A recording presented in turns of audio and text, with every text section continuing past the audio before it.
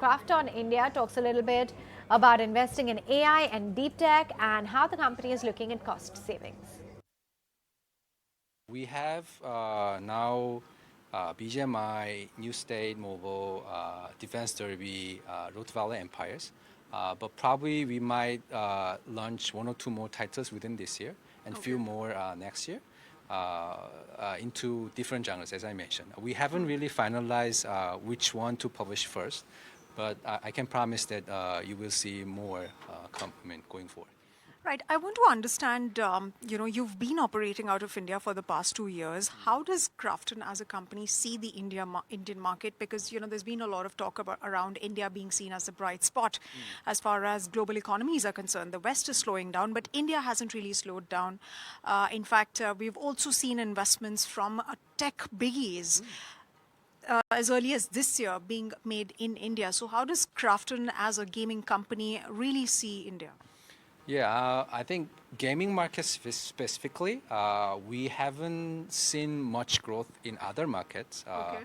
But in India, it's growing at least like single-digit numbers every year. We expect that trends to continue for the next at least 5 years or more. So in that sense, India market is very promising market for any global gaming companies. But I think that Krafton is one of the first few global gaming companies who set up a team locally and introduce games more specifically for Indian market. So we have seen that sort of potential a few years ago. Now we are sort of doing our sort of execution over the last 2-3 years and then going forward. So and even this.